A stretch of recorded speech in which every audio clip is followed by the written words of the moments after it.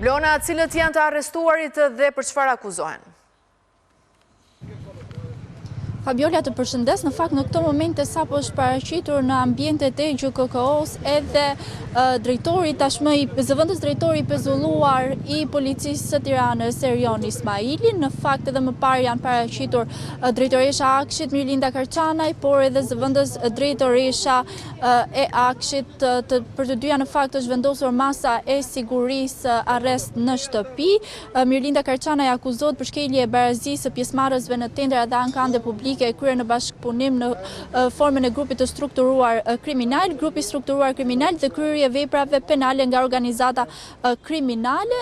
Të njëjtat akuza rëndojnë edhe mbi zëvendës drejtoreshën e Akshit, siç e shpjegova, për të dyja është vendosur masa e sigurimit arrest në shtëpi, ndërkohë 6 personave ndaj të cilëve është vendosur masë sigurimi nga prokuroria e posaçme do të dalin në këto momente para GKK-s për të verifikuar masat e sigurisë të vendosura ndaj tyre. Ka qenë i fundit ai që ka ardhur në GKK është Erion Ismaili, ndaj të cilit u vendos masa e pezullimit nga detyra, por edhe ndalimi i daljes nga vendi. Ky i fundit akuzohet nga SPAK për konkurrencë të palishme nëpërmjet dhunës dhe grupi strukturuar kriminal, ndërkohë më parë janë paraqitur edhe 3 administratorët, Andis Papa, Gëzim Hoxha dhe Rogers Ryta, të cilët akuzohen për pastrim të parave dhe grupi strukturuar kriminal. Do të jetë në fakt seanca që do të mbahet në GKK për të vendosur për të verifikuar masat e tyre të sigurisë dhe do të shikojmë nëse do të kemi ndonjë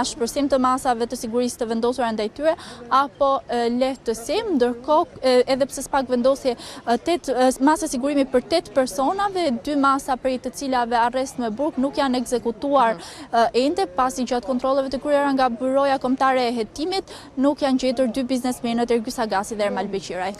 E kuptoj, ndërkaq sa i përket Ilir Metës, i cili sot po ashtu do të dëshmojë sa i përket dosjes 21 janarit. Çfarë mund të themi për ta?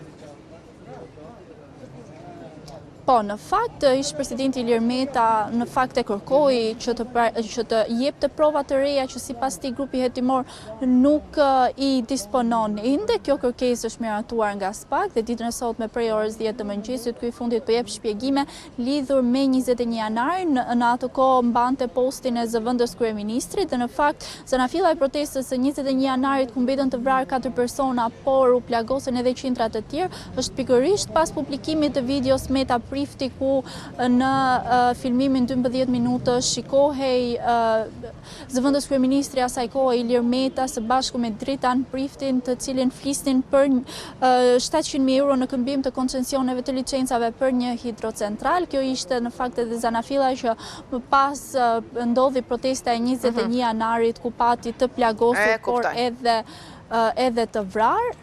E kuptoj mirë. Blona, të falenderoj për këtë raportim.